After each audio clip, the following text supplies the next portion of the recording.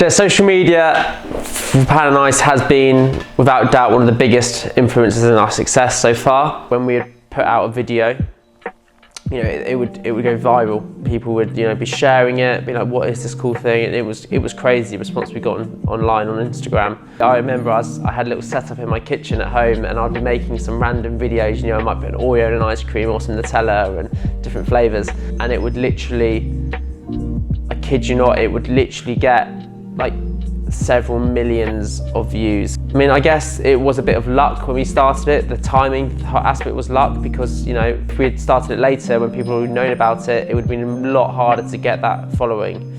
So very quickly we started, you know, getting hundreds of thousands of followers across social, and you know, that had so many positive effects on the business. You know, we were starting to get busier at our parlours, we were starting to get more event bookings, you know, more people wanted to see us and, you know, be a part of the culture, be a part of the movement, and it was just incredible. Yeah, so COVID-19, wow, that was interesting. So, you know, our business was all about being in front of the customers, bringing people together, enjoying Pan and Ices, having smiles. So, yeah, gradually I started to see things changing. A lot of our, you know, events that were meant to be booked for that summer were cancelling, which was becoming a concern.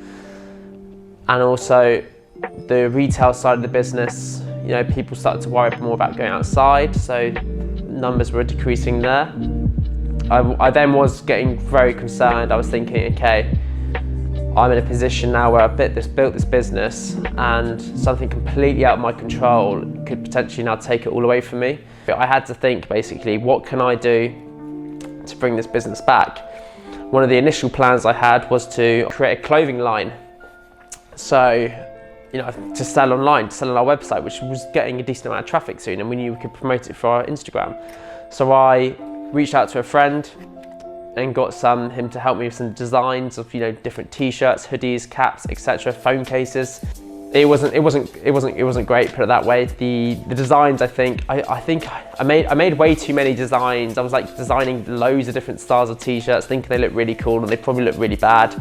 But I was just desperate for something to work. The crux of it is that people didn't know it's for t-shirts and clothing. They knew it's for experience and lovely ice creams.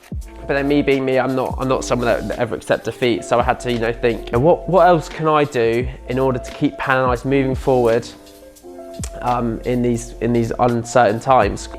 Before COVID came around, we actually always knew about these kits that you could actually make our product, try to make our product at home. It's like a pan you put in your freezer, and then you can pour the cream on, and you can actually, you know, make the ice cream rolls at home.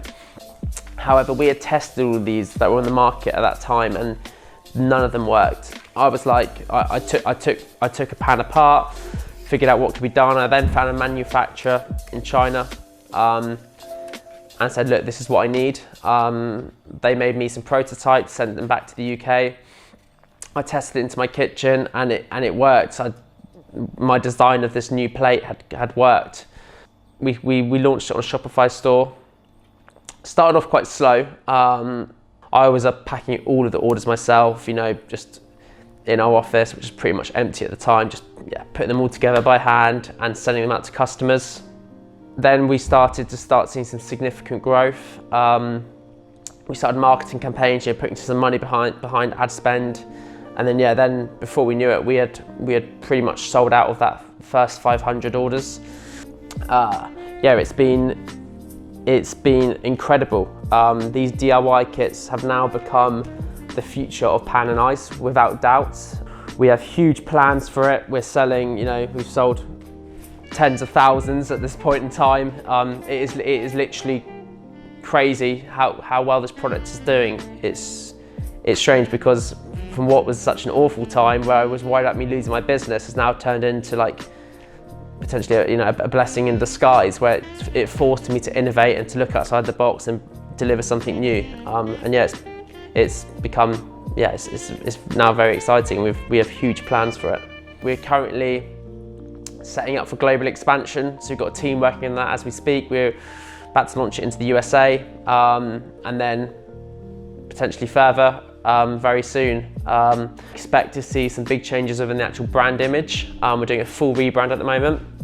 Things like the website, we've got brand new websites launching, which are super interactive for e-commerce, really function incredibly. I've now started to build this incredible team, and it's just taken the business to a whole new level, beyond what I could ever imagine me doing myself. So I'm always now focused on, who can I bring on that's going to add value and help us reach that future success. It's a really exciting time. We've had time to sit back, proactively think about the future, I cannot wait for the next few years and what's going to bring to us.